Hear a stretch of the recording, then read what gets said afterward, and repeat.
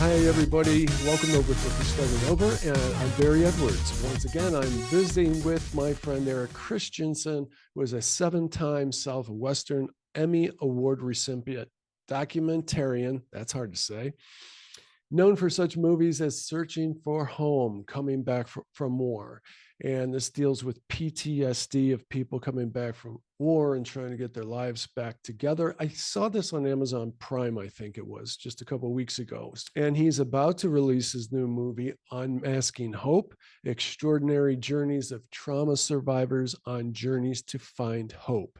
So it's another really good look at people surviving trauma, and this has to deal quite a bit with people surviving mass shootings, which is quite the rage these days. But what I really wanted to discuss with Eric primarily is an ongoing discussion I've been having about parenting and personal development classes, because we have this huge gap today what kids are being taught and how they're being parented. There's anti-religious movement that's been going on these days, leaving a huge gap in our moral values, teaching moral values. There's the breaking down of the nuclear families, which also seems to be quite the rage. A far left movement is trying to push CRT and gender confusion in schools, media, and corporations, which causes a lot of anxiety and anger. It basically pushes hate. And there's the pharmaceutical industry pushing drugs on kids. Kid is a little restless in school. Who wasn't? Well, he must need Ritalin or something else like that. So this is the end result of all of this is skyrocketing depression and suicidal tendencies, and our youth being unprepared for life on their own. So the personal development classes that I speak of would start earlier, in elementary school and go into high school, just nothing much. One class during each of these that teach just the basics. And I want to clarify, because I didn't do this with Eric, is that it would have to first, it should be created and backed by child psychologists. And first and foremost, starts with the Hippocratic Oath of ethical and do no harm. So if somebody throws an idea out there that's may do some kind of harm in some way, it's out. So that can't be done. But we just need to teach kids how to cooperate in a society, and of the things to avoid, and the things that will create a more anxiety-free life, to reduce anxiety, and would lead to, by high school, just the basics of parenting that teach them what perhaps they have been taught in these earlier personal development classes. Obviously, I'm not the one to do it, but I wanted to talk to Eric about it because he's a great parent. He's very insightful. He already has his own outline about parenting, and I think he comes from very much what the importance of a father. Of course, it's really a great interview with him. I really enjoyed it, and he said his outline may become a book or a documentary yet. So I hope to push him on that, and I think he's enjoying the conversations as well. But finally, I think I have a knack for getting him to speak his mind without censoring himself, and that's where the fun comes in. Finally, people, please subscribe to our email list at over50startingover.com. That way you'll get everything that we produce here in your email box as it happens. But also, if you prefer the YouTube channel, please subscribe to our channel there. If you turn on notifications, it'll tell you when a new video comes up. And finally, this is really important to me. Please subscribe to Apple, Google, and or Spotify for our podcast, and leave us a 5-star review. I really need that to kind of bury that 1 star that some very mean person wrote for us. So I'd really appreciate that. Thanks a lot, and I really hope you enjoyed the show. So I was saying that in our last podcast that came out this morning that Merle and I discussed parenting and personal development classes for kids that teach them how to be just decent people. And because we're in such an age of like depression and self-centeredness, narcissism, all these negative things that take us down the wrong roads. And so just some basics that would lead to, by high school, you start learning some stuff about parenting.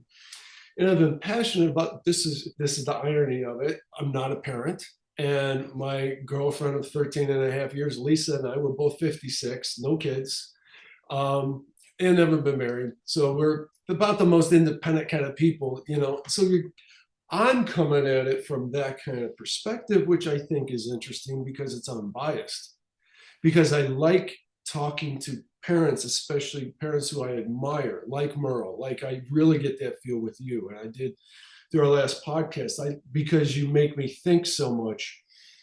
And so the first thing I want to say is about this is it amazes me that it's always amazed me that the most important thing in the world, arguably, is parenting.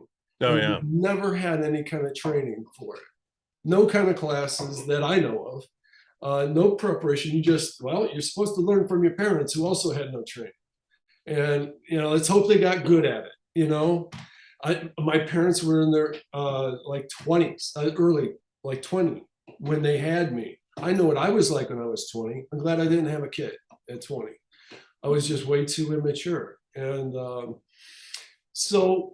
and then I said to Merle to kick it off, I said, if you want to get dead into the meat of this matter, and I'm going to just give you a summary of what I discovered by this discussion, is how difficult it is. I guess this is why we don't have these classes. The deeper we got into it, the more tricky every conversation got, and you see every situation.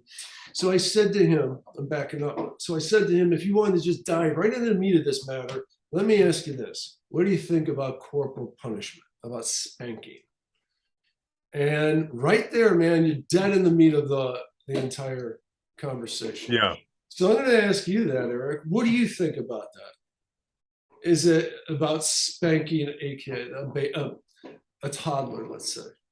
You know, that's just, it's obviously it's a loaded question because, Yeah.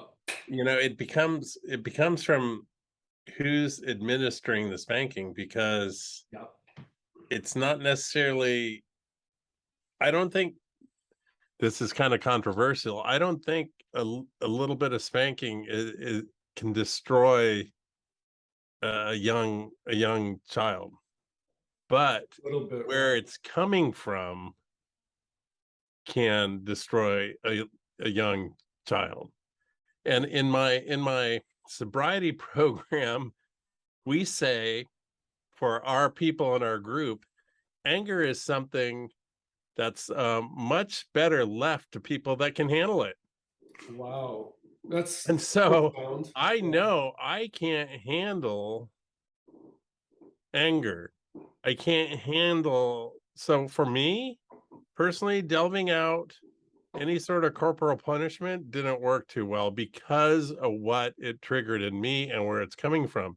It takes an extremely evolved person, I think, to administer a spanking from a place of like almost neutrality and love, which I think it can be done. I think there are people, but I think they're few and far between. So I don't think most people are able to handle that because things go so deep in us that it then doesn't become about delving out a consequence.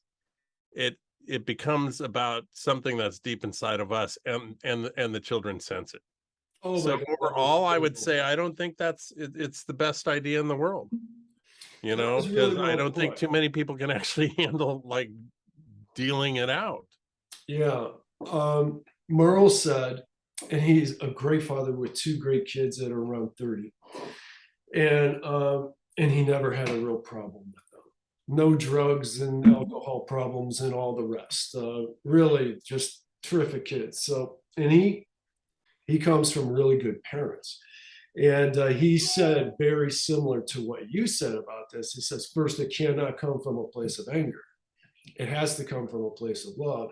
And he described, like, he said, I can only remember spanking my son one time. He's got a daughter too. And he's like, daughters are totally different. I Oh just yeah. look Oh at yeah. Oh her. yeah. And, but he said that when he did spank his son Brandon the one time, it was because he was being pushed and challenged, and the kid was trying to find the boundary. And he said, "Look, one more time, and I'm going to spank you." The kid did it, and so he did. He said he had to get away because he broke down and cried himself after that. Yeah. Then he came back, put his son, after everything calmed down, put his son on his lap and explained how much he loves him and how special he thinks he is and that why he did that. And I think that's the last time he really did that, spanked. And I think that we kind of came to the same conclusion that you were coming to in this regard, is that if you have to make a blanket statement, which you do when there's laws and stuff, it's either, it's got to be the same for everybody. Because I said the same thing you said. It really comes down to individuals. And I think you put it best about who can handle the anger. And so, how do you make that call? So, if you have to make one blanket ruling, it would be no spanking ever. Oh Now, yeah. the, Yeah. the line between that and child abuse is like a really fuzzy line, if you all of a sudden are a proponent Yeah. of But it. it's interesting because when my kids were young, I worked with a sound engineer. His name was John Quimby, and he was an amazing dad. And I called him the king of consequence because he could come up with these consequences that were like very severe, not physical, but he'd also deliver it consistently and within it wasn't there wasn't a time lapse. So it was very consistent and time and punctual to the incident. And the consistency of delivering these consequences. Okay, this you're going to lose this. I'm actually going to walk out this door and you're going to be left here, et cetera, et cetera. And he would do this consistently. And that completely replaced any sort of I mean, when the kid knew it was consistent and it was swift Yeah. and it didn't involve any physicality. I mean, it was amazing, but I got to tell this story and I'll try to Please. truncate it. No, He no. he he he lives up in Prince Edward Island now, and when they were thinking of moving up there, he had his kid, and they were at a gas station in Canada, and his boy was back there playing video games, and John came in and said, "Okay, 5 more minutes and we're leaving, because we got to get up to the place." And then he came back in and he's still not in the car. And he goes, "Okay, we are leaving in a minute." He comes in again, "We're leaving." And just a minute, just a minute. And John left. Wow. And he meant to come back for him, obviously. But when John leaves, the kid's about 11, 12. So, Oh, but John leaves and he comes back and the police are there. oh, really? Yeah, they go, "Okay, you abandoned your kid." He had to go back up later, and then he explained it to the police, and the judge laughed. But he had to go back up later The judge, and appear he for had to like go to court? abandoning his Oh kid. my God. And- Wow. but if you knew John, you'd be like, it fit in. He was going to come back, but he wasn't going to like call a bluff or anything. And but no, John was very, very good at that. And I learned so much about that. And my consistency was never great, Mhm. but I can tell you that my wife and I both, I think, were probably more on the more stricter side of all the parents we knew, Mm. for sure. Okay. Because your job isn't necessarily for your kids to like you. Your Right. job is or be their friend. Your job is to be their parent. And when that Mm. and my oldest now is married. He got married about 6 weeks ago, Mhm. and he's 24. And sometimes, that line's still drawn. I have to say something as a dad, and it's just like, and we always want our kids to like us, Yeah, yeah. and we're always run into that. But I think that's probably one of the biggest problems right now is parents, they don't have the inner makeup. They're more worried about being a best friend with their kid than they are about being a parent. Merle said the same thing, and I think every good parent probably says that, thinks that, anyway, and I think that's super important. Another thing that I find today, boy, I hate that expression, kids these days. I Oh, try, I know. That's a joke I always have when I go to my wife. Like, kids these days. Yeah. yeah, but I think it's a real thing that we don't ask enough of them. Like life is nothing but challenges. And there seems to be this big movement to try to eliminate all challenges, especially for their kids, the Oh helicopter gosh. parenting and all of that. And so a kid is so ill prepared for the challenges of life getting out of there. And the millennial generation probably took more heat than they ever should have due to that, because our generation were the parents. We created it. So I think that, Jordan Peterson, I don't know if you know of Oh him, yeah. Yeah. psychologist and all, and a Christian, a devout Christian. And you and I had the conversation. I'm spiritual. Well, like what he has to say a lot. And he says in this day and age of, it's almost a trend to be anti-religious and to kind of be arrogant about it. That guy in the sky, that kind of stuff. But the problem with that is if we're in a transition period, it needs replaced with something. We need that kind of accountability, and even that kind of it's like somebody else has your back, like Hmm. like your dad is always there, kind of a feeling, and it points you in the right direction. So there is a lack of that in our society today, and this is yet another reason why I'm just kind of adamant about, I think we need more of a proper education. And I don't like the idea of nanny states and relying on our government for everything. But I do think this is a case where, meaning our schools, our public schools, should should be a little bit more accountable as with these personal development classes. But then, I ever since I talked to you, I'm always trying to think through the eyes of a documentarian. How would you put this documentary together? And I think you would have to interview like every persuasion of religion, of race, of nationality. Who's doing it the best? Probably Asian people, from what we see in America. They have a much stronger concept of a nuclear family. And what's the result of that? They excel in colleges and everything else. Um, but when you start thinking about, well, what would these personal development classes look like? What would they consist of? Oh my God, trying to get people to agree on that would be a mess. Oh yeah, that'd be a nightmare. Yeah. And are you talking about for like for the children themselves or the kids themselves? Or are you talking for and then molding them to be better parents? Yes.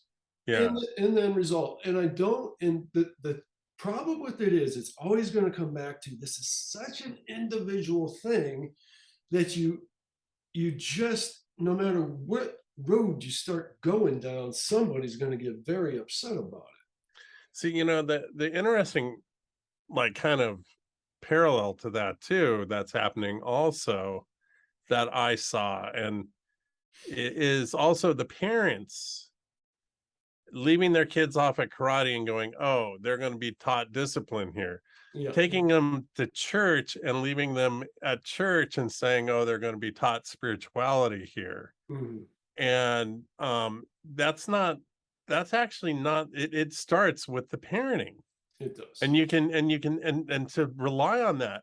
And what drove me crazy too is because both my boys play football, is oh, they're going to get character from football. And it was Vince Lombardi that said that football doesn't necessarily bring build okay, here we go. Vince Lombardi said that football doesn't necessarily build character, it brings out the character that's already there.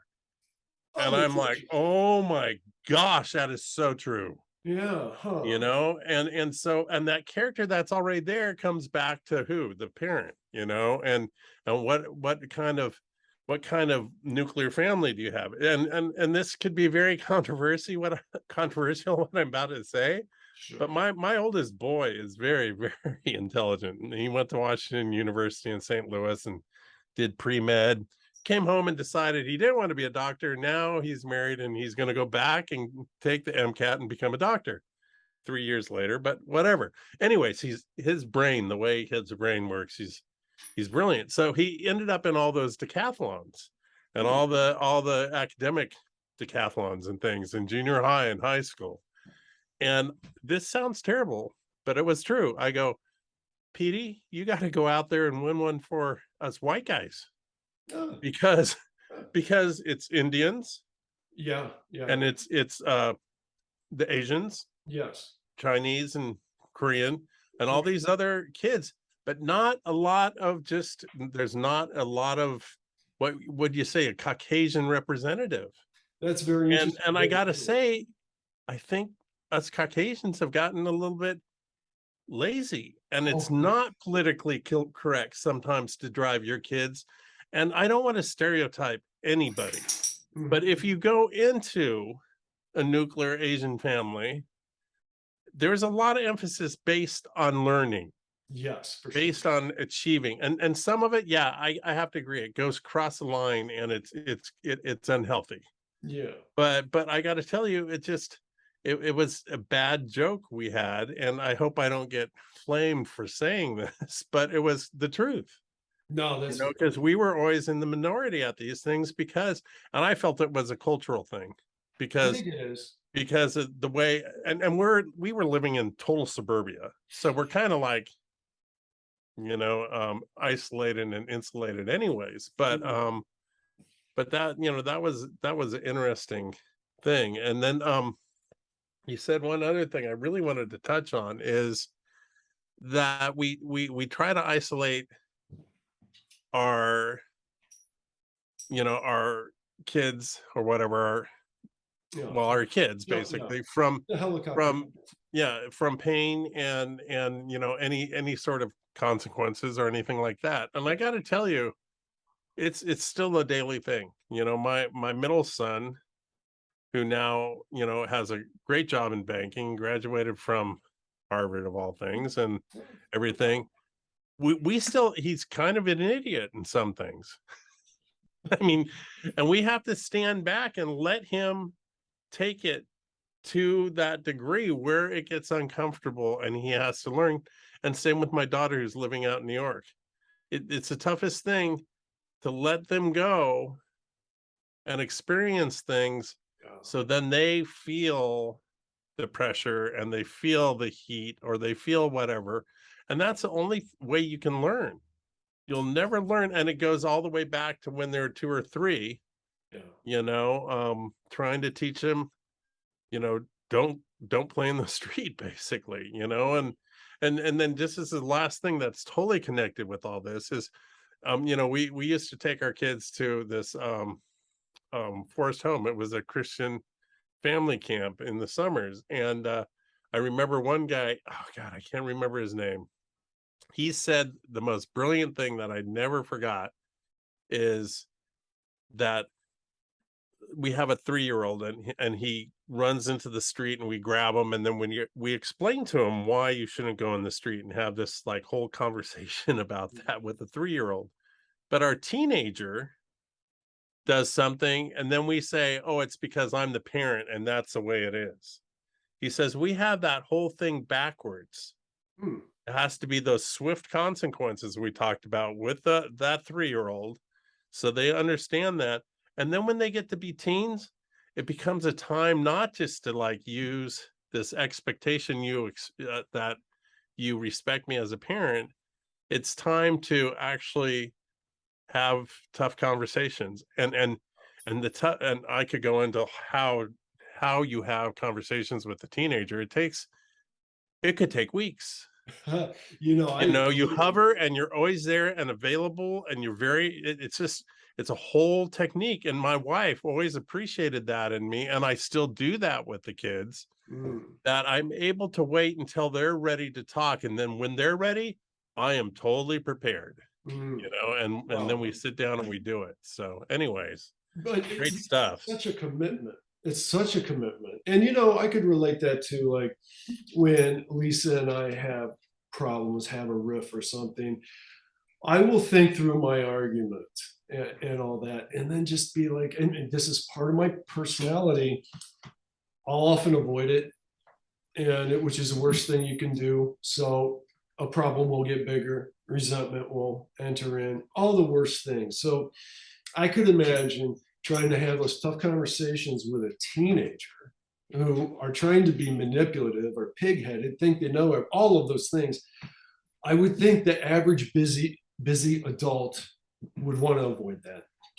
Would just get lazy about Well, that's see, this is great because this becomes a forum for all my pet peeves. it. No, it's that starts early. That kind of like shuffling them away and not dealing with your children starts early. I don't know if anybody remembers. I know you do. There used to be DVDs. Now that you have personal entertainment devices. Yeah. Same thing. But you used to have DVDs in your your family van, and so my wife and I will never. I told her we'll never have a DVD in the car. You might as well just light up a joint and give it to your kid and let them just like stone out. Uh, you know, Yeah. then have the DVD there and have them fix. The car is a place where you can have those conversations. So when you start to like put those things in the way, the DVD in the car, the little having, oh, it's okay, they love the phone. I Yeah. hate seeing a family at dinner and there's Yeah. 4-year-olds and they come in with all their stuff. That's just one barrier. That's all that you're setting up a situation. They may be 3 years old and you're planning, well, later I'll talk to them, Yeah. or 5 years old, let's say, because Right. they're conversational when they're about 5. But I'll talk to them later or anything. You're setting up a whole kind of thing and a whole barrier to conversation because by turning, oh, here, yeah, you can have your phone at dinner. No, no, at dinner, when we're with the family, the phones go in this basket. We sit over here, and then we converse. And it's just it's so easy. And I watch it with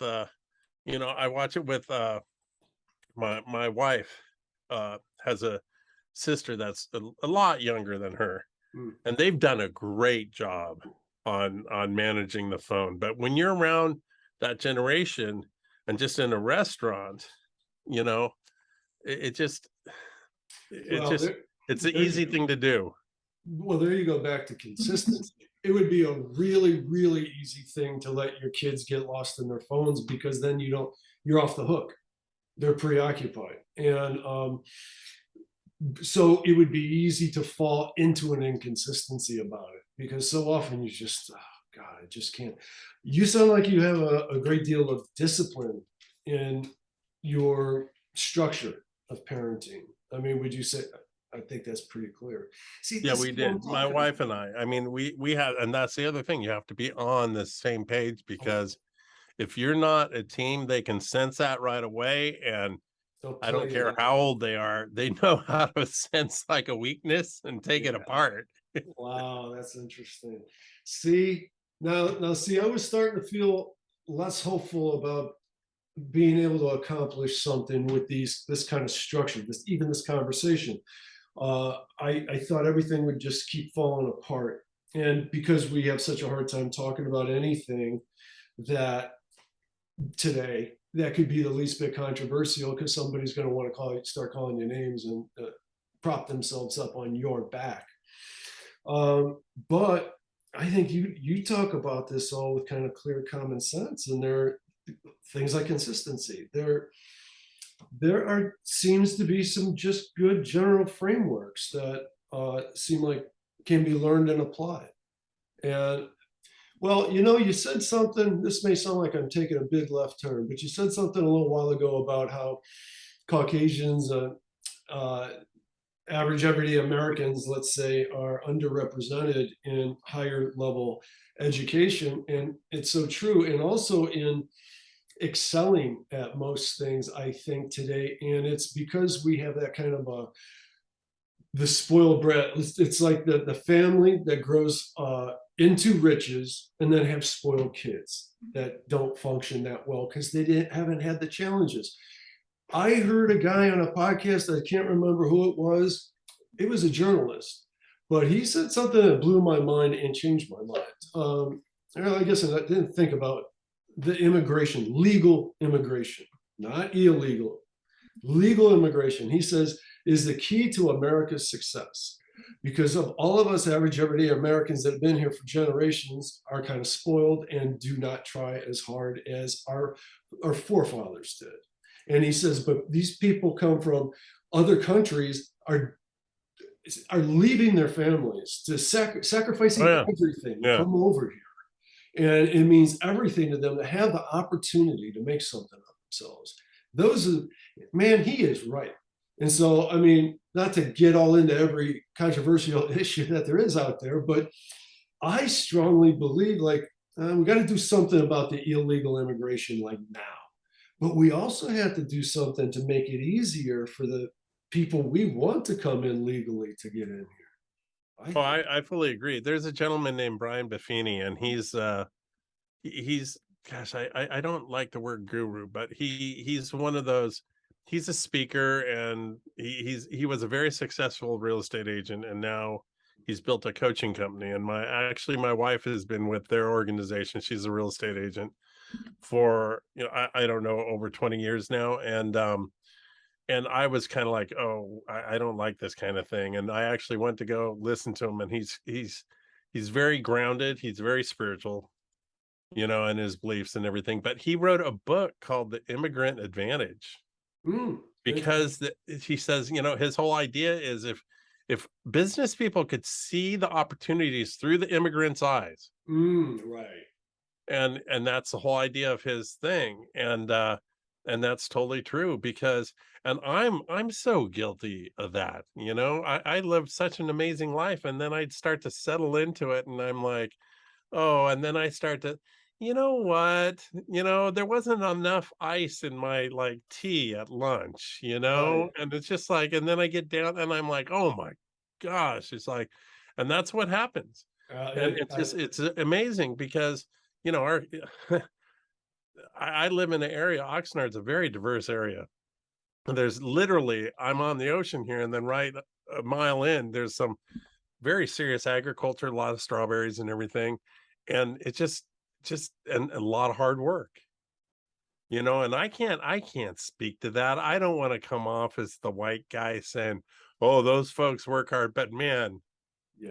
I don't know if I could do it, Right. and but it's like seeing America through those eyes and being able to work and build something. And I feel almost weird talking about it Yeah. because I do have so many advantages. I've had the white advantage. I've had all that, and I'm very aware of it. Hmm. So I try to leverage it and be grateful for it and try to leverage it in a responsible way, Hmm. you Hmm. know, and when I talk about the kids and everything, and particularly the Caucasian kids, I want to apologize to the football families I know, because some of the greatest young men I've met were on my son's Harvard football team. It crushed my stereotype of the type of kids that got there. Really? They're hard working young men, That's cool, some man. Caucasian, some not. But Right. man, I mean, gosh, just to get there and then play football at the level they played, Yeah. I actually get kind of choked up because I love some of these boys. Yeah. My son's good friend Spencer. One good thing that came out of COVID, and is that his eligibility opened up for 2 more years, and he was a right tackle at Harvard on Hmm. the Crimson, and they're D1. I mean, they play a high level of football. There's over like almost 20 or so Harvard um, in the NFL. But anyways, so he played right tackle, and because of COVID, he was eligible for another 2 years, and now he's at NCU playing right tackle, and he got a full ride. So he's getting his master's by playing football, and Wow. the kid works his ass off. He must work his ass off. And he's And got my he son worked his ass off to the point that I worry about his kind of, and if he hears this, he knows I love him so much. I worry about his mental health because he works so freaking hard and he worries good so grief. much. There's truth to that. you know, because he drives. And the funny thing is, my wife and I aren't. My wife is kind of like that. I'm not so much like that, and we didn't kind of. Lisa's like that for sure. Yeah, we didn't really create that, but you know what? We created the environment that he was able to excel, and same with my other two kids. But Well, it is tricky because with the drive there, it's like an addiction, and the drive is fear. I think it's a fear of failure, and it's so you want. We all should strive for that balance. You know that we want just enough fear to keep us motivated, or and to have the the feeling of accomplishment. You know, there's probably no better feeling than that, than when you did buckle down and do some hard stuff, and then you actually yeah, reap the rewards for it. So but you know, if I may, I want to actually kind of tie something up together too. Is I was talking about my perfect parenting partner with my wife, Kate. yeah, You know, if Kate just raised the kids, they would be all type A, like ding, yeah, ding, ding, ding, ding, ding, sure. ding, going 100 miles an hour, right? And trying to, and if I raised them, they'd all be like on the beach someplace taking mushrooms and surfing. Although I've been clean and sober now for 31 years, but I have kind of a different take. I'm an old loner kind of hippie artist, you know, Yeah, and it seemed like it seems like the two of us, you know, gives them a little bit, and each kid's a little bit more like yeah. the other. I mean, my daughter's definitely leans towards her Right. dad, All right. and both my boys are like very driven and focused like my wife, and but it's funny because, but anyways, yeah. What do you My think? my big fan of, oh, I'll get into that later, but What do you think in the nature versus nurture thing? Which has more of a effect? Are you I think born? I think I think nurture does, but I think nature, oh my gosh, they come out almost fully there. The older I get, the more M- I believe that too. my boy Peter, when I saw him, I call it the warming table. Literally, he was birthed just minutes earlier. And I Uh, walk up to him and I just sensed him and the way he looked at me, and he's been kind of the same person ever since that moment. You know, wow. this soul that's like Yeah. that we receive at some point. I don't want to get into that whole thing, but I it, love it that is kind. it is pretty darn complete, Yeah. you know, and all of them I think about when they were first born and before they could speak. I don't I think the people that are like it's all nurture, I think maybe they haven't had kids. I don't know, because Yeah. I'm Well, just amazed again, because it's like it's I don't even know if it's 50-50. Who knows? I mean, that's a whole discussion, but man, I know they're pretty darn their soul is pretty darn complete when do, they're take their first breath. do you think we go around multiple times like reincarnation? You know, that's a really interesting It is. conversation there. I don't know. You know, I don't know. I'm a Christ follower, you know. I love the Bible. I believe he was a Messiah. I believe, and I believe that, and but also I'm like there's just too many things.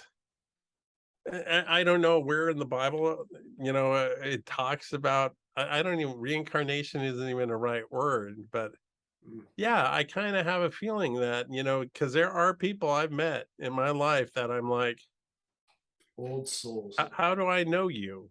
Yeah. You know? Uh, So I don't know. Nothing's I don't know. everybody claims to know exactly. I have a screenplay now that deals with that, and Huh. you know, it deals with the Vietnam War, it deals with surfing in the 70s, and it deals with basically knowing somebody else's soul from a long time ago. Wow. And but yeah, so that's kind of my answer, which is very, very ambiguous. Mine are too. That's why I keep doing these kinds of podcasts. I'm trying to just answer some of these bigger questions, some of these important questions. I thought about having a podcast called simply, What is the Meaning of Life? and just every guest comes on. That's the only, what else, what other bigger, there's not a bigger question, you know? Because you could start tearing that apart. And as a parent, you'd say, well, meaning of life, well, it's to raise good kids and send them out there in the world and make the world a better place. Well, why?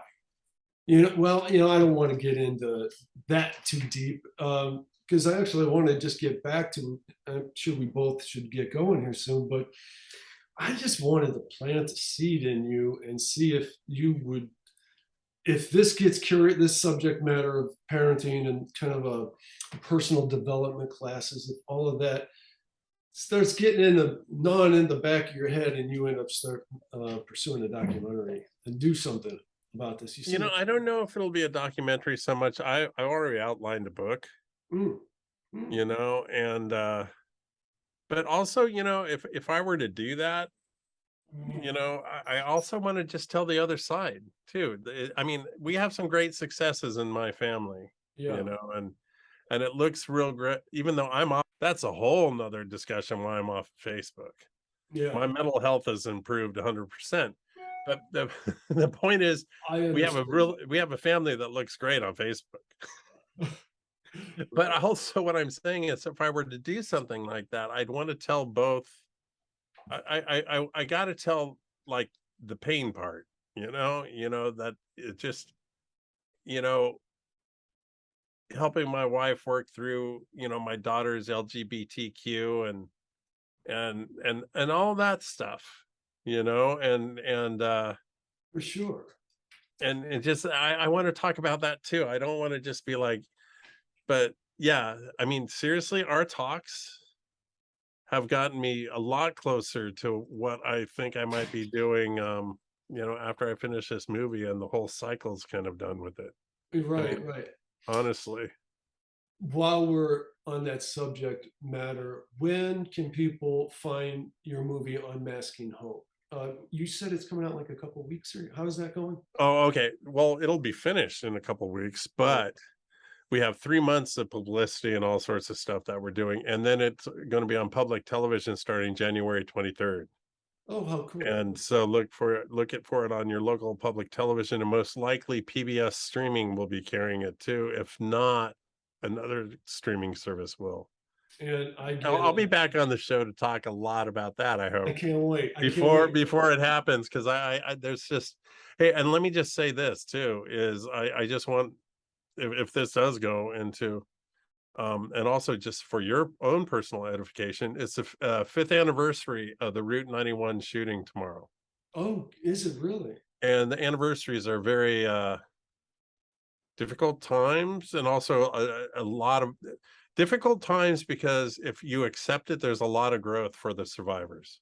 Hmm. And I know the people from my film are back there in Las Vegas, going to all the events and everything. And I'm just putting some prayers out in the wind for them, and for everybody to realize, because there's been so many mass shootings, it's hard to keep up. And it's like, Yeah, but there the has. worst thing is to forget these things, I you know? completely agree. That was at a country, was that a country music concert in Vegas? Mhm. Yeah, yeah. 58 people, How many? 58 people perished. Wow. Wow. Yeah. They yeah, it just, it's unbelievable. But yeah, Unmasking Hope tells the story of 2 of the survivors. One actually escaped there, and then she was in another mass shooting. So Really? she ended up being in 2 mass shootings, but thank God for Given Hour, which is now our outreach partner, but givenhour.org. They supplied counseling, and she went to some of the counseling and started to get a little healing. And Mm. then her healing really skyrocketed when she became a peer counselor and helped other I survivors. I knew it. I knew that was coming. Yeah. And that's the I kind of just, stuff that makes you think that there is a higher power at work that has a purpose for you, you yeah, know? it's just, definitely, because, it's turning something so tragic into something that can, and why did it happen? Why did it happen in the first place? And I believe that we live in, and it sounds, well, I don't care how it sounds. We live in a very fallen world. We live Yeah. in a world where there is evil, and you have to it just. You know, Eric, to kind of bring this full circle, I think it really largely comes back to the point of what we talked about before, is that we're not properly channeling the younger people's energies into conquering challenges. And so they create havoc. They create their own challenges or just get so anxiety ridden. Anxiety is the cause of all evil, I guess, but all messed up kind of thinking. And I think that this is again why I wanted to talk to you about this is I think that I think we're hitting on it right here. There's a very obvious void that is needed to channel this energy into conquering real challenges. I agree, and it just, you know, my daughter, to be real frank, suffers from anxiety and depression, That's all. and I can tell you that it's not simple, No, I've you know, had and people just want to write it off and say, well, it's all in their head. It's not that simple. We live in a world that really just does drive that. And yeah. man, it is just it's a tough thing. And you know, quite often for me, it becomes the solution becomes spiritual. Mm, I think And that's I think for Molly, going back to the mass shooting survivor, 2 times mass shooting survivor Molly, her answer in a way was spiritual because I think the act of helping others is a spiritual act. well, there's your 12th step too, right? Yep. Yep, that's exactly it. The more of these kinds of podcasts that I've done, the more I'm starting to think that the 12 steps is kind of a key that should be used for lots of other things in everybody's life. No, I agree, Mm, but you know, here's the crazy part, and I hope none of the guys I work with, because I work with new guys. I hope some of them don't hear this, but and they can. You know, it'd be great if everybody went through the 12 steps. yeah. But even people that are under the lash of alcoholism and drug addiction, they still can't get through the 12 steps. You know, the willingness that it takes to get through those steps, and I get hope I'm not I'm well kind of blowing my anonymity, but the willingness it takes to get through those 12 steps is intense. And a good friend of mine used to say, you know, that willingness comes in a pill, it comes in a joint, it comes in a bottle, it comes in a syringe, and you have to have your ass on fire, excuse the I see. analogy, I to see.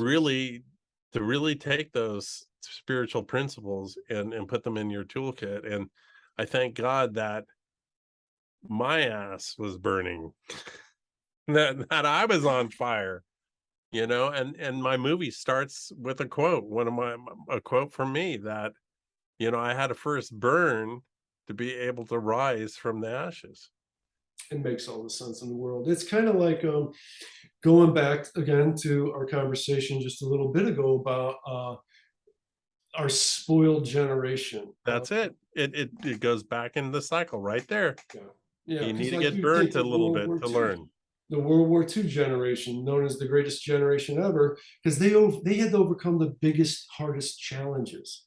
And so that's exactly what you're saying about you needed so much motivation to conquer the challenges of the 12 steps. But when you do, it builds so much character. Hard, tough times build character, you know? But I don't want to say I was forced in it. I was blessed with willingness, and that Yeah, willingness was a lot of pain. yeah, yeah, And so what's your pain level to get you to take action? And I think that works with anybody. yeah, yeah, yeah. Well, with that, Eric, I think I should go. I did want to mention that what I think I'd like to do next with this subject matter is actually get a child psychologist on here. You know, somebody as renowned as possible, because I started to formulate some ideas and framework that I'm starting to know the questions better and Yeah. things like that. And I don't know if we can keep a conversation like this going. Maybe you say you got an outline for a book. Maybe you'll write that book. Maybe we'll talk about that some more. Maybe, Well, I'm depending on you to keep me motivated here. Then also I want to come back and let's talk, let's spend some time talking about unmasking hope and, for sure. and just the journey of making the film and then the people in the film. I mean, what a journey. 4 years of my life in that thing. It's Wow. yeah. Wow. No, I can't wait to talk about that after I get my sneak peek. Okay, perfect. Yeah, for sure. And just stay in contact for sure. Absolutely. All right, Eric, I really appreciate it. Yeah, I'll be in touch with you and I'll probably put this out next week. Okay, great. Yeah, just give me a holler. All right, sounds good. Hey, have a good weekend. Okay, thanks, Barry. Let's talk for sure. Okay. Bye.